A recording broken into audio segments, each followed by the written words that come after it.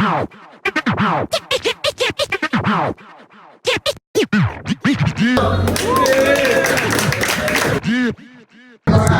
totoo lang, napakahirap kasing sulatan talaga si Scooby kasi dami niyang experience ako nagtatrabaho siya, nag-aaral lang, kaya mas mahaba yung oras niya kumbaga sa akin, kaya pipilit natin kung ano yung kaya natin bigay.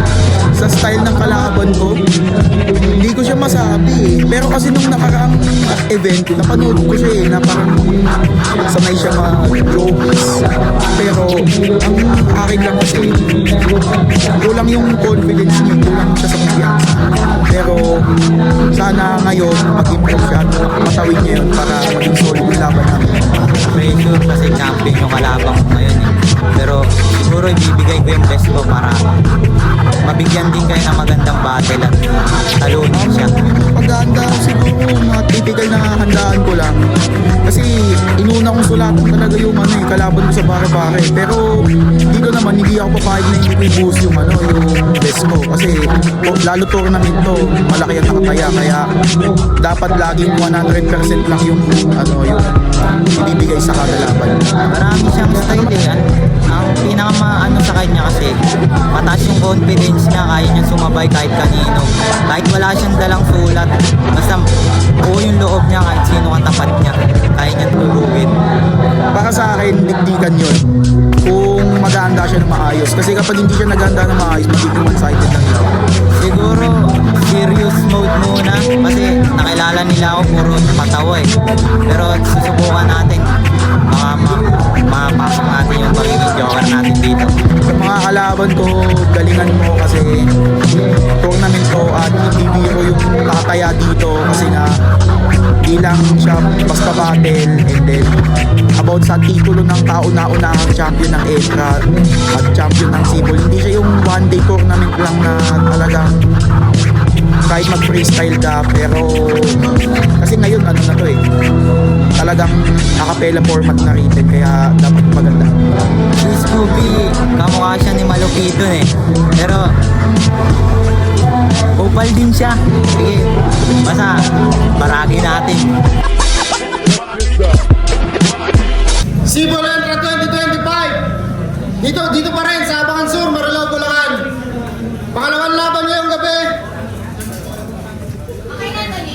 Shoutout nga pala sa lahat ng mga kasama natin, mga galing pa malayo para sumuporta dito sa Cebol.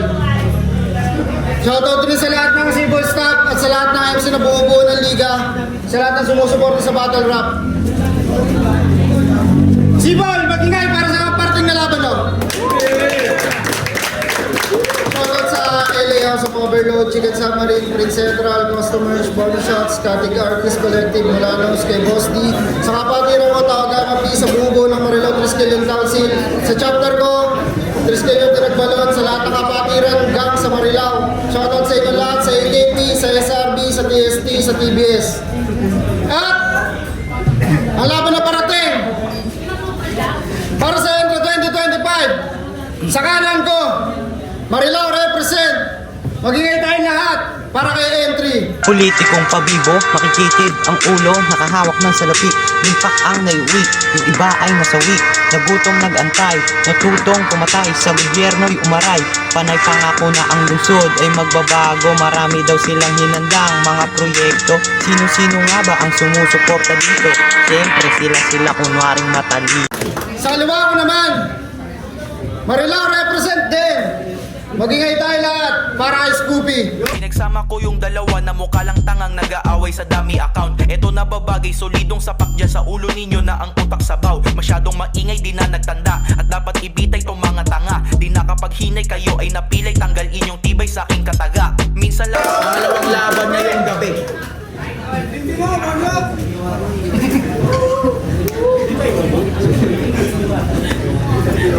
Yo! Nanalo si entry na Cointos. Pinili niyang mauna si Scooby. Tig-2 minuto dapat. Unang banat, pakinggan natin, Scooby. Game? Game! Entry? Fuck! Kasi sino ba to? Tangina mo, chupa! Bagay sa katulad mong bitch! Wala akong respeto sa kalaban!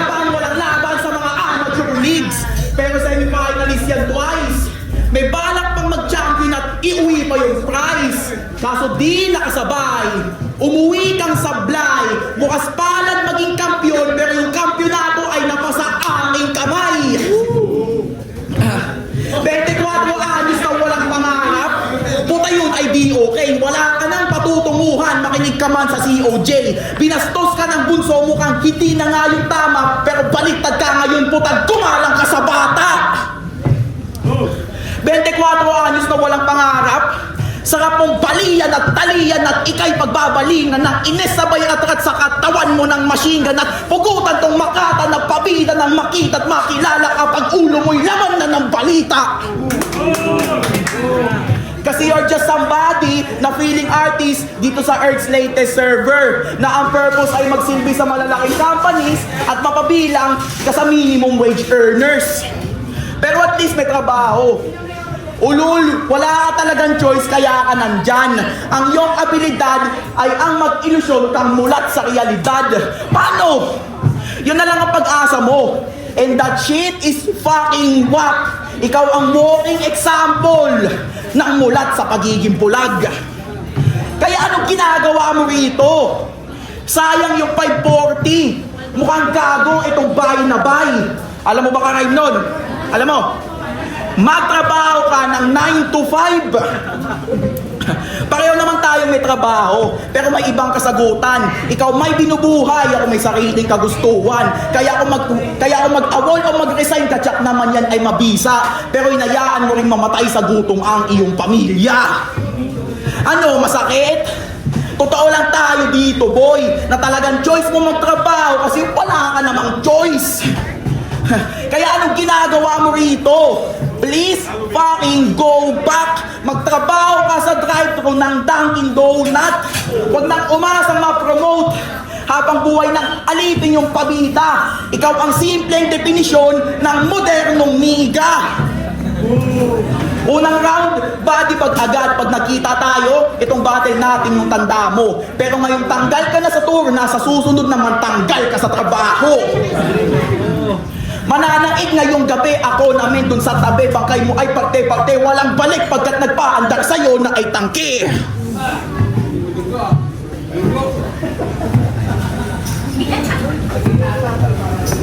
Yo! Matatanggal daw ako sa trabaho. Saka nagpa-rest day ako. 540 daw. Taka 695 yun. Manila rate yun, tanga. Ikaw lang yung 540 dito.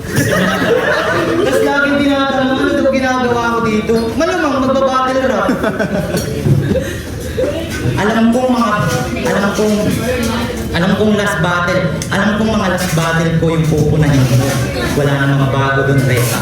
Kaya naman, mga last battle yun naman ang talakayin natin sa ibang liga. Si Bulgeng? Yeah! Siya si Scoopy. Ang battle MC ng Barbara. I-search nyo, Scoopy versus ROI. Utang galing.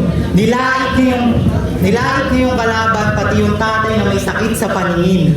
Seryoso, para talunin yung opponent sa family connected. Kala mo nakakabilib yung estilo mong ganon? Tatay mo ang walang problema sa paningin, hindi niya makita, halaga mo chong.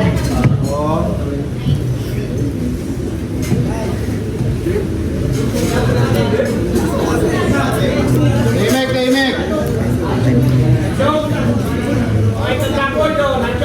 Tahimik! Labas na! Go.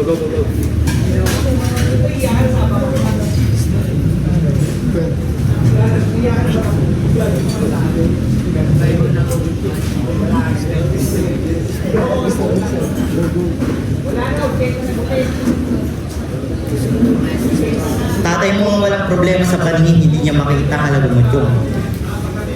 Kaya sige, subukan mong idamay pamilya kung may nalalagyan ka sa akin.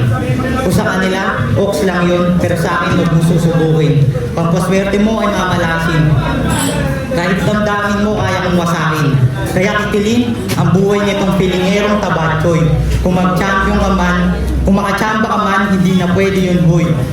Kasi kaya ka lang naman din nag-champion dahil lang din yun kay Claro. Kaya klaro sa mga tao ngayong gabi, Scoop.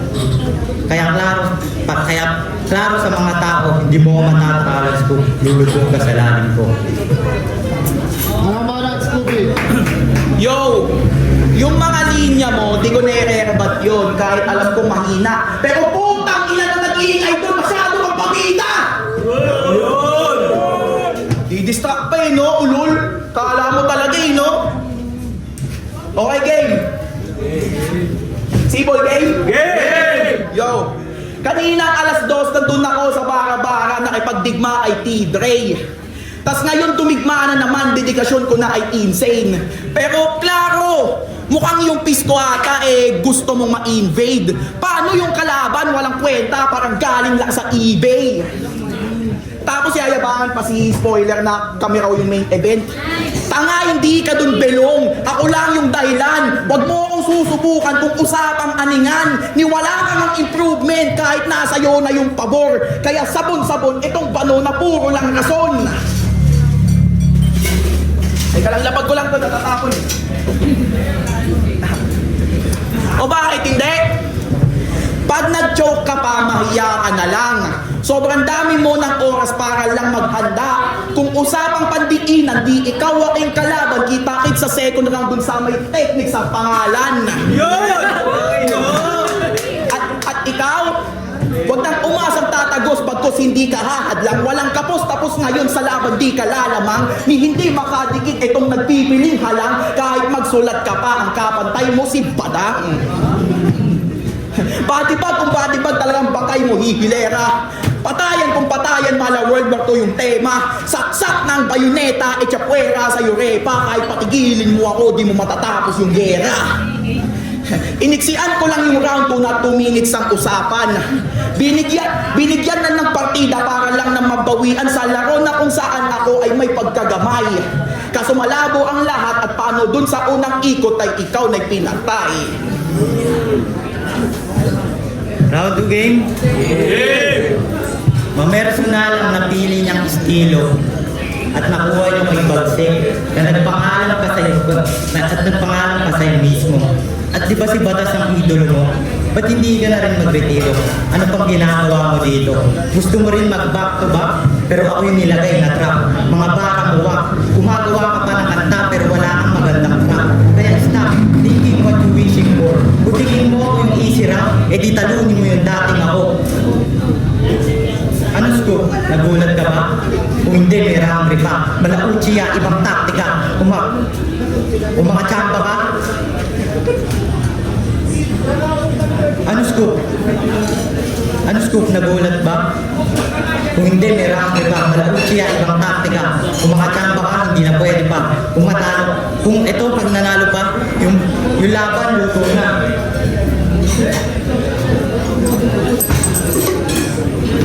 At oo, Scoopy pangalan mo. Pero mas bagay sa yung Snoopy na pangalan. Kasi sa laban natin, parang aso ka lang, wala lang sariling beauty.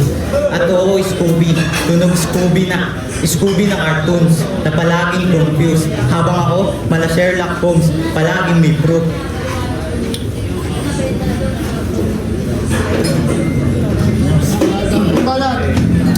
Hindi pre, seryoso lang. I-improve mo yung deliver mo at galingan mo magkabisa sa susunod. Para naman hindi sayang yung handa ng magiging kalaban mo. Okay, game, round 3. Game. Yo! Okay, round 3 ko, nakalimutan ko din kasi nag-choke na to kaya di na ako makapag-isip ng tama. Pero sige, tuloy-tuloy na lang kung ano yung lumabas sa aking utak. Diba, pinakitaan kita ng freestyle, ginanyan ko na lang kasi nga nakalimutan ko din pagod na ako kanina, bumatil pa ako kanina. Yung battle ko kanina, dikdikan. Tas ngayon, parang ewan. Pinakitaan lang kita ng freestyle na hindi mo inaasahan. Pero sige, pilitin nating alalahanin kung ano yung mga linya kong binaon. Kasi itong kalaban ko ngayon, mga tikikaw na ay baon. Pero sige, kaya ito na lang, hindi ko na papanggitin yung intro. Game? Game! Kaya sa akin, masasavage itong umaasta na savage. Tandaan mo na yung 3 ay 75 sa college. Sinibak ka ng palakol mo at yung sugat sobrang lalim. Hanggang sa itong 3 ay matumba na para bang illegal laging. Binutol ko yung 3 kaya nawalan kayo ng hangin. Kalakip sa ating paligid pangyayaring sobrang pangit. Sira ang kalikasan nyo at kayo'y magtatanda. Nature ko sa kada battle magsilbi sa inyong banta. Itong mapapela kayong binasic, yung Panama mo ay pilit. Pag tong 3 naging papel, dodrawingan ko ng tite. Sabay tapon at ang tribute sa kalaban kong kasura. Pinatay ko lang yung 3 sabay diretso sa basura. Kasi, kaya walang sinabi tong opponent ko ng aking pet team. Umikot lang sa 3 yung round 3 nagpistulang heli. Sobrang deadly akong MC at kaya si entry butas-butas ngayon sa bala kung sa'yo nag-entry. Kasi ayoko ng matenga. Yung kalaban ay burado, nagpistulan ka na hena. Kita nyo ngayon sa duelo sinong mas mabenta. Unang round pa lang tanggal ka na agad sa entra. Mahahanay ka ngayon kay Nenjan, pati spoiler sa tagpo natin ngayon. Kasi itong 3 ay pangatlo sa pangalawang beses, dinurog ng ikatlong kampyon. Okay? Banat. Pasensya na. Galing pa aking trabaho. Masyadong nagpo-focus sa pamilya. At ito yung, kasi ikaw, ito na yung ginagawa mong hanap buhay. Nag-aaral ka, sinasakripisyo mo yung pag-aaral para dito. Di ba nga hindi ka sinusuporta ng magulang mo? May interview ka nun sa hood, napakinggan mo yun, na halos lahat ng pamilya mo hindi suportado sa ginagawa mo. At kaya dito niya binubuhos yung galit niya sa mga nakakalaban niya sa battle rap. At meron pa tong battle na sinend sa GC namin. Puta, akala ko panalo siya. Pag-click ko, 3-0 para kay Dragniel. Akala ko ba naman gawin panalo? Nire-representa mo yung lugar natin. Malaman-laman ko, nagpapataw. Nilait mo yung Bisaya. Ano bang tingin mo sa Bulacan? Maynila? Pare-parehas lang tayo ng nilalanghap na. Pare-parehas lang tayo ng nilalanghap na hangin. Hindi lang natin alam kung saan tayo nito dadalhin. Kaya maraming salamat sa mga pumunta dito. At pasensya na kayo sa mga nadismay ako, lalo na sa'yo. Lalo.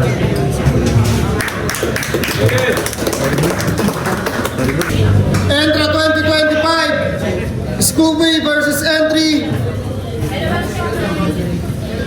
Magigay tayo lahat para makawala na pareho. Ang boto ng Jurado, 5-0. Advancing para sa Entra 2025. Magingay tayong lahat para kay Scooby.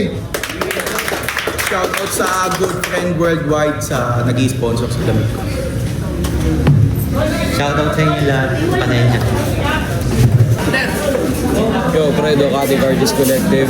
Medyo kita naman kung sino yung panalo dun sa laban na yun.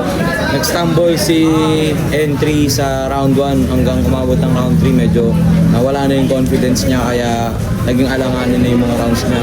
Pero kitang-kita dun sa rounds ni Scoopy na naganda siya kahit may laban siya kanina. Sobrang ganda ng mga reference niya dun sa pangalan ni Entry, tsaka dun sa mga solid 4-bar setup niya, tsaka sa minimum wage na reference. Sobrang ganda nun. Kaya 3-0 para sa akin kay Scoopy.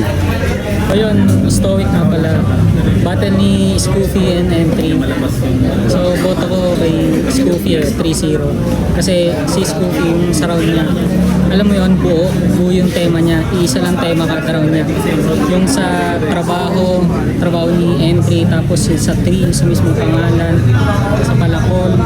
Tapos yung angle ni Scoopy kasi, sa isang round, isang buo lahat yun. Tapos, yun nga lang kay Entry, nagano siya na dahil siyang slip up na choke. So sana sa susunod yung kay Entry, kahit ano naman kunyari na nag-choke ka, sana tuloy mo pa rin kahit freestyle para tuloy-tuloy lang yung round, hindi yung nagkakaroon ng hang time. Yun lang. Tas yun sa pag-deliver ng word by word ni Entry, wala na ang hina na nung round 2, 3 may hina na. So maganda nun, isa lang yung yung lakas ng boses, tapos yung aggressiveness, yun yung wala yung kay Entry na meron si Scoopy. Tapos yun lang, sayang, ganda ng laban. Build up nga pala. Round 1, round 2, round 3. Kay si Scoopy ang kita-kita naman.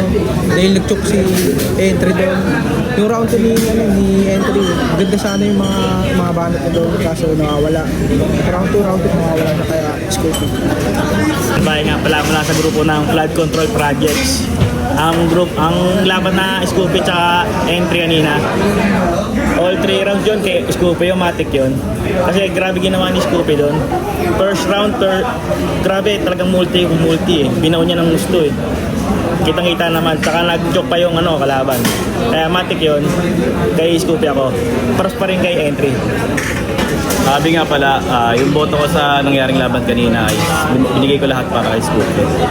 Ang problem sa kalaban niya is tingin ko may lakas yung sulat niya. Hindi niya lang ma-deliver dahil nabubuluan sa crowd yung nag-stutter na siya. Tapos kailangan pa ng, kumbaga yung character niya na bibigyan ng istorya. Hindi niya na ilalabas ng maayos yung sulat niya.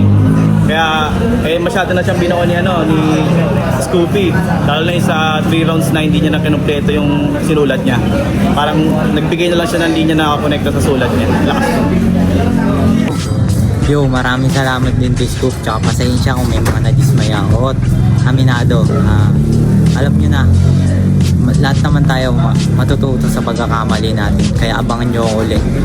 Marami pang susunod to. Yo, masasabi ko lang sa battle namin is, sayang naman, pero nakikita ko naman kay Entry na talagang, kahit nasa labas siya, nakikita ko siya nagkakabisa eh. Kaya, ang sa akin lang kasi nasayang yung effort niya doon sa part na yun kasi sobrang tingin ko pinagandaan niya talaga ako, pero ayun nga ang nangyari na unahan ng kaba, pero overall solid naman.